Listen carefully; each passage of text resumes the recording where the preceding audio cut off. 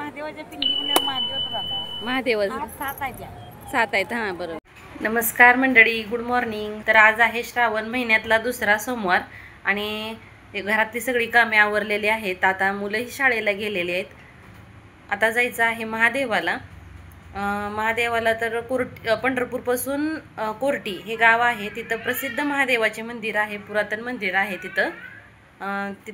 पूजा करण्यासाठी जायचं आहे. इथं मी पूजेची सर्व तयारीही केलेली आहे. दाखवते तुम्हाला. इथं पूजेचं ताटही घेतलेलं आहे. इथं बेल फुलं आहेत यामध्ये.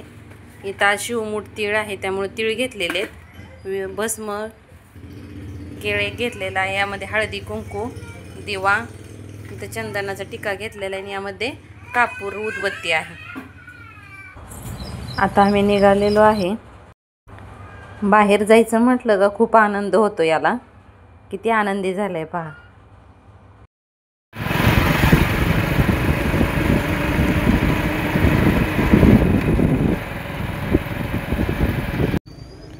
आता आपण मंदिराच्या जवळ आलेलो आहे. इथं एक छोटी यात्रा असल्यासारखंच असते. श्रावण महिन्यात प्रत्येक सोमवारी महाशिवरात्रीला खूप गर्दी असते इथे. इथं भाजीपाला, नारळ, बेल, प्रसादासाठी पेढा वगैरे सगळं पूजेचे साहित्य घेऊन बसलेले आहेत लोक. हे मंदिर खूप जुनं आहे.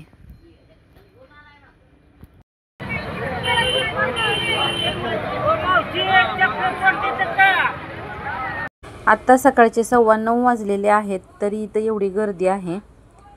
इथल्या शेजारच्या गावातले लोक, आजूबाजूचे 11 नंतर इथं खूप त्यांची कामे झाल्यावर येत असल्यामुळे खूप गर्दी होते इथं. आत्ता लाईन पाहायला गेलं तर इथं आत मंदिरापासून ते बाहेर एक 3-4 लाईन अशा उभा राहिलेल्या आहेत. आता इथून 1 तास तरी म्हणजे आत लागेल दर्शन होईपर्यंत.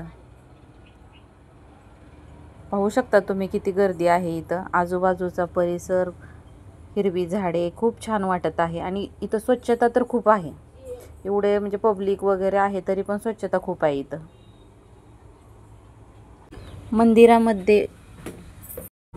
मंदिरामध्ये ओम नमः शिवाय, ओम नमः शिवाय हा मंत्र चालू असल्यामुळे कधी एकदा ही लाईन संपली हे समजलेच नाही. एवढे प्रसन्न वाटत आहे. या मंत्रामध्ये अधिकच छान वाटत आहे. बरेच जण मंदिरामध्ये इथं ग्रंथ वाचायलाही बसलेले आहेत. या मंदिरामध्ये आतमध्ये 7 पिंडी आहेत आणि एक पार्वतीचे छोटे मंदिर आहे आतमध्ये.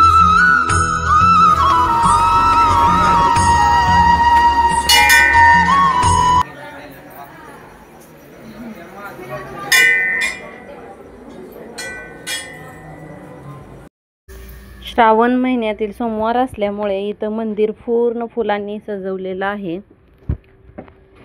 मंदिराची सजावट केलेली आहे. हे खूप प्राचीन मंदिर आहे आणि पूर्ण मंदिर हे दगडात कोरीव काम केलेलं आहे. महाशिवरात्रीला श्रावण महिन्यात विशेषतः सोमवारी इथं अभिषेक केले जातात. अभिषेक हे सकाळी लवकरच पहाटे केले जातात. नंतर भाविकांना गर्दी होते दर्शनासाठी. इथं पाहू शकता मंदिर, पार्वतीचे मंदिर आहे इथं आणि याला चिटकूनच महादेवाची पिंड आहे इथं. खूप छान मंदिर आहे आणि दर्शनही खूप छान झालं. जे घरूनच येताना साहित्य आणले होते, बेल फुले, मी इथंच अर्पण केले देवाला. शिवमूठ तीळ वगैरे.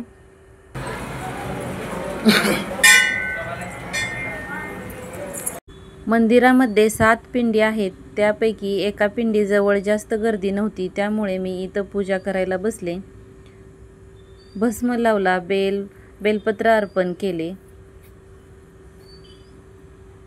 देवाला दिवा लावला, अगरबत्ती लावून घेतली. फुलं घरचीच होती. त्यात मला गोकर्णीची फुलंही आज मिळाली होती. गोकर्णीच्या फुलांचा जास्त मान असतो. सर्व झाल्यानंतर मी आरती करून घेतली.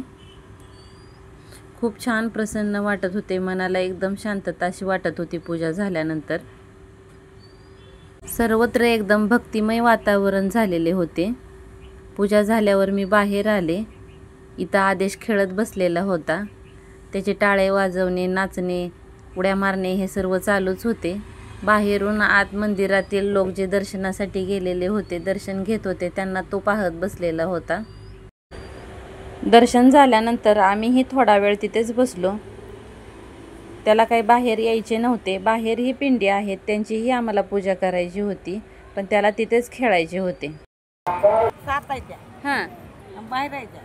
लय महत्व आहे, सगळ्यातच महत्व आहे पिंडी. हां, इथं खाली होते ना पहिल्या. नाही वट्टा बांधून घेतला. आता बांधून घेतले ना, गेल्या वेळेस आलं त्यावेळेस काही नव्हतं. बांधून घेतलं. हां ह्याला 2 वर्ष झालं मावशी, 2-3 वर्ष झालं. हां हां येऊन 2 नाही, ही 3रं वर्ष चालू आहे. आहे का? हां 3रं वर्ष. असं तिथं चौकात. ही लहान होते की पण पिंडी आता लहान होत्या, खाली होत्या, त्यामुळे आता वाढलेल्या दिसायला लागल्या त्या, आहे का नाही? आकार वाढलाय का नाही? एक पार्वती आहे. हां आतल्या अलीकडच्या बाजूला पार्वती. मुलग्या बाजूला माझ्या शंकर आहे. हां इथं या ठिकाणी गणपती शंकराची एक मूर्ती बाहेर आणि बऱ्याच पिंडी इथं बाहेर एक कट्टा बांधून त्या कट्ट्यावर वर त्याची स्थापना केलेली आहे. याच्या अगोदर इथं कट्टा नव्हता, अशाच पिंडी इथं खाली होत्या. ज्यांना शक्य नसेल ते इथं बाहेर पिंडीची पूजा करतात. शंकराची ही मूर्ती आहे, गणपतीची आहे आणि पिंडीही आहेत. ज्यांना शक्य नसेल ते इथं बाहेर पिंडीची पूजा करून, महादेवाची पूजा करून बाहेरच्या बाहेर इथं जातात. बाहेरही इथं बरीच गर्दी तुम्हाला पाहायला मिळते.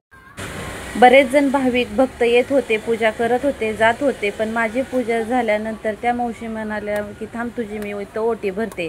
तिथं वाहिलेला नारळ, बेल, फूल मंदिर पिंडीवरचं आणि एक काकडी, फोडलेला नारळाचा प्रसाद त्याने घेऊन माझी ओटी भरली. हे सगळं माझ्यासाठी अनपेक्षित होतं. खूप छान वाटलं मला हे, म्हणजे अगदी काय सुचतच नव्हतं मला त्यावेळेस.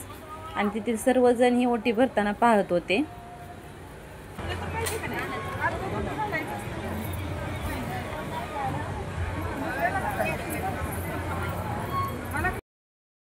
पूजा झाली. देवदर्शन झाल्यावर आम्ही घरी निघालो. पूजा एकदम छान झालेली होती, त्यामुळे प्रसन्न वाटत होते. व्हिडिओ आवडला असल्यास लाईक करा, शेअर करा आणि चॅनलला नक्की सबस्क्राईब करा. आणखी भेटूया नवीन एका ब्लॉगमध्ये. धन्यवाद.